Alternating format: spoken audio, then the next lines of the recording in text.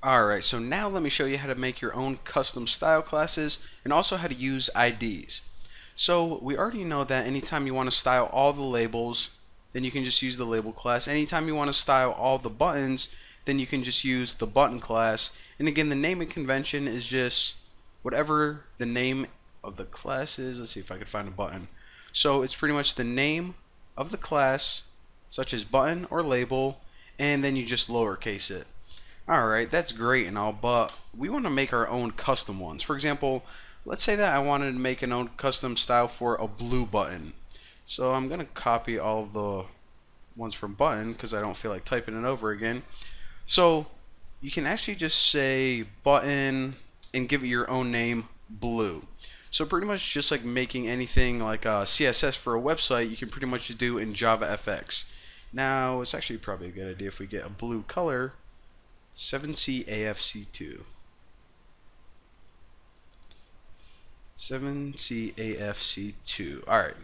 So this is going to give whatever class button blue a cool blue background. So what we can do here is, let me add one more button to the screen. I'll say so we have a login button, and if the user doesn't have an account, then they can just sign up. And I'll just type it, I'm not that lazy. So button sign up button equals new button sign up. So grid pane, set constraints.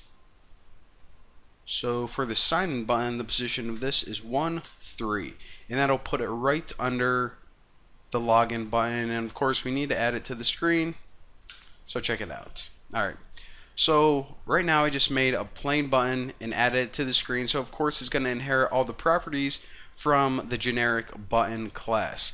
However, if I want to use my cool new blue, or excuse me, button blue class, then what I can do is this. For the sign up button, I can get style class, and then I can add button blue to it. So again, this is still going to inherit all the properties from the buttons before, but it's going to be overridden with our button blue. So hopefully what we can see is we get a cool looking blue button, and of course I would usually want to do something like make the text a little bit easier to read on that, but you guys understand the concept. So that is how you use your own custom style classes in addition to the built-in ones that are given to you by default. And the last thing I want to show you guys is how to work with IDs, because if you guys ever use CSS, you probably are going to want to learn how to do that. And just like before, I don't want to say before, maybe you never even use CSS, but anytime you want to add an ID, you use the pound sign. I think it's called the pound sign, the hash, the number, the tag, whatever it's called, and you can just name your ID anything you want. So say that I wanted to apply an ID to certain labels to bold them. I don't know, maybe for some reason this username label I want it to be bold. Why? Have no idea, but I'm doing it anyways.